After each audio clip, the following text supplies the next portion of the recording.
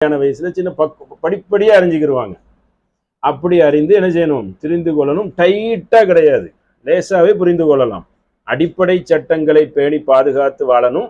கணவனுக்கு அந்த கற்பொழுக்க உள்ள ஒரு பெண்ணாக வாழணும். இதுதான் அதோடைய அடிப்படை. மேற்கொண்டு அந்த சட்டங்களை திருத்திக் கொள்ளணும். தீன்னாலே மார்க்கம் தானே, அதுல இருக்கக்கூடிய நல்ல விஷயங்களை எல்லாம் எடுத்துக்கொள்ளணும். முழுமையாக கல்வி பெற்று அப்படியே நான் 25 வயசு 20 வயசுல கெட்டுறேன்னா வரமாட்டாங்க. 20 வயசு வரைக்கும் படிச்சிருப்பாங்க, ஓரளவுக்கு தான் தெரிஞ்சிருக்கும். பக்குவமாக பண்பட்ட பாடங்கள்லாம் பிற்பாடு தான் தெரியும். நடைமுறையிலேயே தெரிஞ்சுக்கிடுவாங்க. எடுத்தெறிஞ்சி பேசுறது கூட மார்க்கத்துல குற்றம் தான்.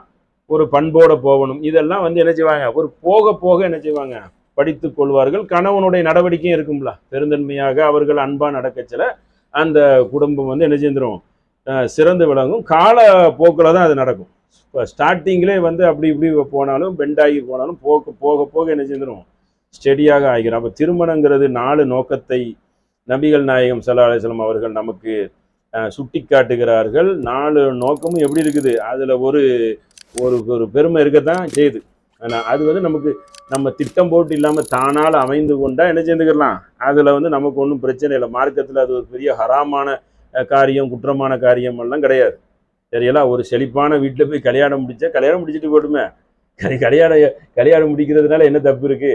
அவர் அப்படி வாழணும். அப்படி நபிகள் நாயகம் ஒரு சகாபி பெண்மணிக்கு ரெக்கமெண்டேஷன் பண்ணுறாங்கல்ல, அவர் கோபக்காரரு, உனக்கும் அவருக்கும் சரி வராது, இவங்க வசதியானவங்க, நீ கொஞ்சம் நல்லா இருக்கலாம் அப்படின்னு சொல்லி வசதியான இடத்துல ஒரு சந்தோஷமா இருக்கட்டுமே, பிள்ளைகள் கஷ்டப்படக்கூடாது என்பதை பார்த்து என்ன செய்யலாம், முடித்துக் கொள்ளலாம். பெண்களும் பார்க்கணும், அந்த பெண் திருமணம் நம்ம இவரை முடிச்சா நம்ம சேஃப்டியா இருக்கலாம், சந்தோஷமா இருக்கலாம் அப்படிங்கிறதையும் பார்த்து என்ன செய்யலாம், முடித்து கொள்ளலாம். அதில் பொருளாதாரம்லாம் முக்கியமான ஒன்று தானே.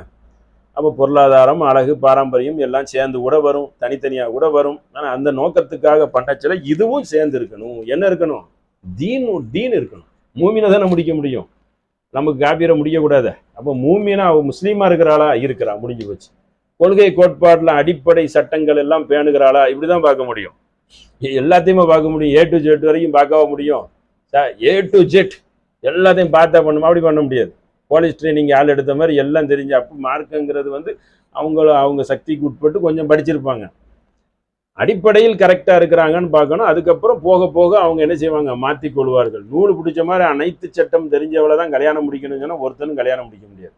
இப்படி தான் இருப்பாங்க. யாருக்காவது நிறைய சட்டங்களை கடைபிடிப்பதற்கு அது அவங்களுக்கு கிடைத்து கொண்டால் அவங்க அது பாக்கியசாலி.